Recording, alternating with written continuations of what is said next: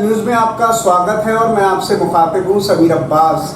मेरी हिम्मत को सराहो मेरे हमराह चलो, मैंने एक शम्मा जलाई है अंधेरों के खिलाफ। तकरीबन 25 साल पहले बरेली की ही सरजमीन से पत्रकारिता के क्षेत्र में पवन सक्सेना जी ने एक शम्मा जलाई थी। अमर उजाला, दैनिक जागरण और तमाम दीगर अखबार और जो तमाम मीडिया के संस्थान हैं उसमें तमाम मुकाम और बुलंदी हासिल करते हुए लगातार आगे बढ़ते चले गए। जब ये सिलसिला आगे बढ़ता है तो मीडिया के तमाम क्षेत्रों से होते हुए, चाहे वो प्रिंट मीडिया हो या इलेक्ट्रॉनिक मीडिया, उसमें तमाम मुकाम और बुलंदी उन्होंने हासिल की।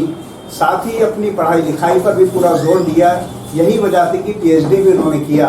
साथ ही हिंदुस्तान के तमाम दीगर अखबारात में भी उन्होंने जो है अपने उनके जो लेख थे वो छपे।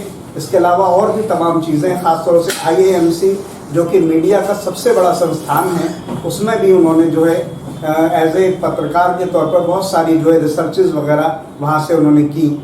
अहम बात यह है कि क्योंकि बरेली की सरजमीन से उनका ताल्लुक़ है और जब हम पत्रकारिता की बात करते हैं तो हमारे जहन में भारतीय पत्रकारिता का दूसरा सबसे बड़ा नाम जो कि सियासत की उस बुलंदियों पर पहुंचा जिसको हमेशा से याद किया जाता है, पंडित अटल बिहारी वाजपेयी जी को कौन नहीं जानता।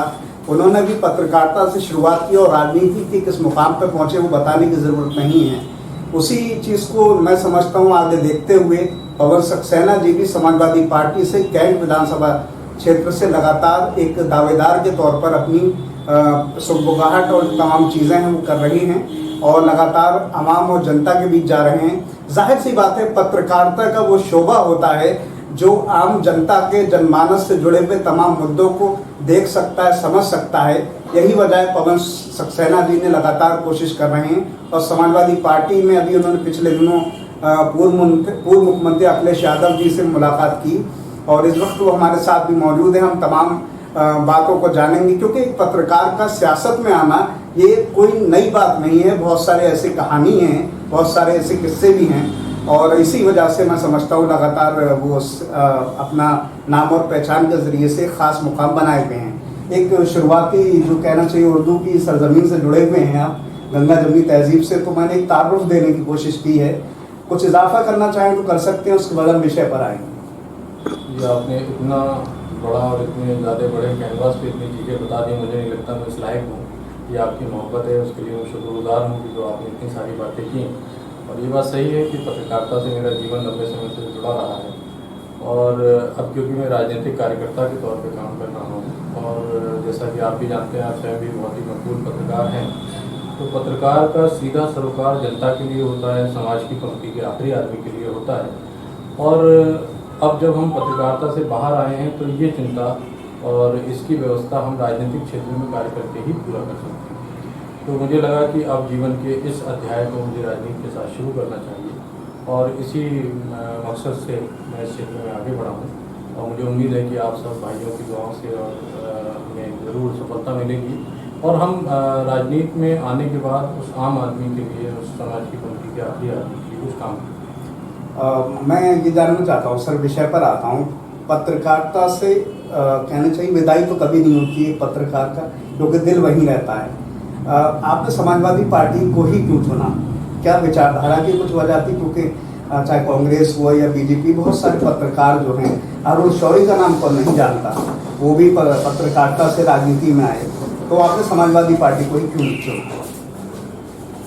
तो एक तो ये कि हमारे भारत का जो स्ट्रक्चर, जो आइडिया ऑफ इंडिया है, वो किन हाथों में सुरक्षित रह सकता है, ये देखना, ये चिंता करना हमारा मूल था।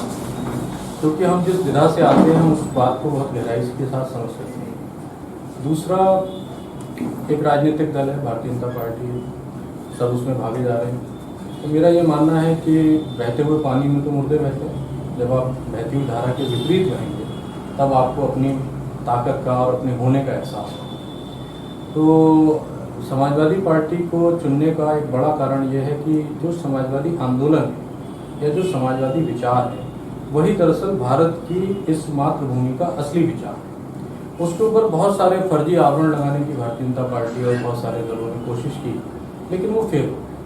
देखिए, ये जो हमारी ज़मीन है, हमारी जो सरजमीन है, इसका जो इसका आपको जो बेसिक टेक्सचर है वो समझना है। और क्योंकि हम लोग जर्नलिज्म में रहे हैं, हमने उसकी पढ़ाई भी की है, हमने जर्नलिज्म के नाते दुनिया और समाज को नज़दीक से देखा है, तो इस एतबार से मैं आपसे ये कहना चाहूँगा कि समाजवादी विचार और समाजवादी आंदोलन ही भारत का भविष्य है। तो इसलिए मुझे लगता है कि मेरे लिए समाजवादी पार्टी के भीतर कोई विकल्प नहीं है। ये तो हुई समाजवादी पार्टी की बात। 9 विधानसभा सीटें पूरे बरेली में, और क्योंकि बीजेपी के दबदबे की सीट है 89 से लेकर अब तक संतोष कुमार गंगवार जी, और यहाँ पर जो उलट 9 सीटों पर होता रहा, बसपा कांग्रेस को तो एक लंबा अर्सा हो चुका है, 30 साल से ऊपर। समाजवादी पार्टी का बसपा का दौर रहा। आपने कैंट विधानसभा ही क्यों चुनी? क्योंकि राजेश अग्रवाल जी का ये गढ़ है, तकरीबन 25-30 साल उनको भी हो चुके। अब देखिए, मुझे लगता है कि जो आप पूछना चाह रहे हैं कि कैंट विधानसभा क्यों चुनी, मेरे सब साथियों का, मेरे परिवार का, मेरे से जुड़े लोगों की इच्छा ये है कि, और मेरे शुभचिंतकों की इच्छा ये है कि कैंट विधानसभा से चुनाव लड़ा जाए। फैसला करना पार्टी का काम है। हम लोग पार्टी की सफाई के तौर पर पार्टी के लिए काम कर रहे हैं। पार्टी जिसको भी टिकट देगी हम उसका चुनाव लड़ाएंगे। और इतनी बात आप निश्चिंत जानिए कि अब से 6 महीने बाद चुनाव परिणाम के बाद जब हम लोग मिल रहे होंगे तो बरेली महानगर की दोनों सीटें आपको समाजवादी पार्टी जीती हुई दिखाई देगी, 9 की 9 सीटें जीती हुई दिखाई देगी। और इस बात को अतिशयोक्ति मत मानिए। देखिए, हमारे यहाँ अभी राष्ट्रीय अध्यक्ष जी ने कहा कि हम 400 पार जा रहे हैं, तो लोगों ने कहा कि साहब जो थोड़ी सी सीटें हैं, 3 सीटें हैं, वो क्यों छोड़ रहे हैं? तो उन्होंने कहा कि आप इसे देखते जाइए। हम जनता के बीच इस बात को महसूस कर रहे हैं। और आप एक चीज़ देखिए, जब आपातकाल लगा देश में, इंदिरा गांधी जी का बहुत बड़ा काम था, और उत्तर प्रदेश, पंजाब, हरियाणा, हिंदी भाषी राज्यों में कांग्रेस का नामो निशान मिट गया। तो हमें ये समझना होगा कि वो आपातकाल था और उस समय मीडिया का इतना प्रभाव नहीं था, लेकिन जनता हमेशा रिएक्ट करती है अगर आप उस पर अपनी बातों को थोपेंगे। भारतीय जनता पार्टी आज मैंडेट के खिलाफ काम कर रही है, जनमत के खिलाफ काम कर रही है। आपसे बरेली की बात मत कीजिए, मैं आपसे पूरे उत्तर प्रदेश की बात कर रहा हूँ। उत्तर प्रदेश में भारतीय जनता पार्टी को ढूंढे अपना विधायक नहीं मिलेगा, मैं गारंटी से आपसे कह रहा हूँ। आज भारतीय जनता पार्टी के लोगों की हैसियत नहीं कि वो गाँव में घुस के वोट मांगे। उन्होंने तमाम तरह की यात्राएं प्लान की। मैं आपसे निवेदन करना चाहूँगा, मीडिया के भाइयों से निवेदन करना चाहूँगा, उन यात्राओं में जरा एक बार निष्पक्ष होकर घूम लीजिए। लोग मालाएं डालने नहीं आ रहे हैं, वो खुद खरीद के माला लाते हैं, 4 आदमी खड़ा कर देते हैं, वो डालते हैं। तो देखिए, जनता ये फैसला कर चुकी है कि उत्तर प्रदेश में 2022 में बदलाव होने जा रहा है और देश में 2024 में बदलाव होने जा रहा है। ये जनता के मन में बैठ चुका है और इसी का नतीजा है कि आपको इतने अप्रत्याशित परिणाम मिलने जा रहे हैं कि जो समाजवादी पार्टी की पूर्ण बहुमत से भी बड़ी सरकार बनेगी। जी, बस आखिरी के 1-2 सवाल हैं। कहा जाता है एक और एक मिलकर 11 बनते हैं। शिवपाल यादव जी की पार्टी और समाजवादी पार्टी, अभी बीच में बयानात भी आए। क्या ऐसी संभावना है कि एक और एक मिलकर 11 हो सकती है, शिवपाल जी की बसपा और समाजवादी पार्टी? क्या कहना है? देखिए, मैं इस प्रश्न के लिए बहुत ही छोटा हूँ, क्योंकि मैं अभी नया मैंने पार्टी को ज्वाइन किया है। मैं बहुत छोटा सा सिपाही हूँ, पार्टी का कार्यकर्ता हूँ। तो इस आपका ये प्रश्न उपयुक्त नहीं है मेरे लिए। तो मैं इसमें जो पार्टी के अधिकृत लोग हैं वही बता पाएंगे। हमारा तो एक सिद्धांत है और एक ही रास्ते पे हम काम कर रहे हैं कि इस बार माननीय अखिलेश यादव जी को मुख्यमंत्री बनाना है, समाजवादी पार्टी की सरकार बनानी है। और आप यकीन जानिए कि ये सरकार बनने जा रही है और बहुत बड़े बहुमत से बनने जा रही है। क्योंकि अब हम जब लोगों के बीच में घूम रहे हैं, आप देखिए बेरोजगार कहाँ रोजगार मिल रहा है। मैं आपके माध्यम से पूछूंगा, जो भी लोग ये कार्यक्रम देख रहे होंगे, आपका बहुत ही मकबूल चैनल है, तो हमारे भाइयों को, हमारे घर के बच्चों को रोजगार नहीं है। हमारी बहनों को अपना रसोई चलाना मुश्किल हो रही है। किसान परेशान है। अभी मैं कार्यक्रम में था, एक बहुत बड़े मंत्री कह रहे थे कि 500 किसान बैठे हैं। मैंने उनको कहा कि आपकी गणित किस प्रकार की है? लाखों करोड़ों आदमी सड़क पर और आपको 500 दिखाई दे रहे हैं। तो नज़र आपकी खराब है, जनता की खराब है। आपका किसान आंदोलन को लेकर कहना है, मैं चाहता हूँ उस पर भी दो रोशनी। खेत का जो मालिक है उसको खेत का मजदूर बनाने के लिए भारतीय जनता पार्टी काम कर रही है। जिस समय पूरी मानवता के सामने संकट था, कोरोना चल रहा था, अचानक से आपने कानून बना दिया। और नॉर्मली सरकार, कोई भी सरकार हो, किसी भी पार्टी की सरकार हो, लेकिन जब वो कोई कानून बनाती है तो वो उसको कहती है कि हम ये रिफॉर्म कर रहे हैं, हम ये सुधार कर रहे हैं, ये उसकी शब्दावली होती है। क्या पूरी दुनिया में उस कालखंड में किसी भी सरकार ने कोई रिफॉर्म किया? वहाँ पे हमारी ज़रूरत थी कि हम मानवता को बचाएं। पहले हम मरते हैं इंसान को बचाएं, जो ऑक्सीजन नहीं मिल रही है उसको हम बचाएं। सरकार आती है और कुछ पूंजीपतियों के साथ समझौता करती है और हाथ मिलाती है और हमारी संसद को, जो हमारा लोकतंत्र का सबसे बड़ा मंदिर है, उसको गुमराह करती है और गुमराह करने के बाद में पूंजीपतियों के हित का एक कानून बनाती है, जिससे कि हमारा जो गरीब किसान है उस किसान के सारे अधिकार आपने बेच डाले, खत्म कर दिया।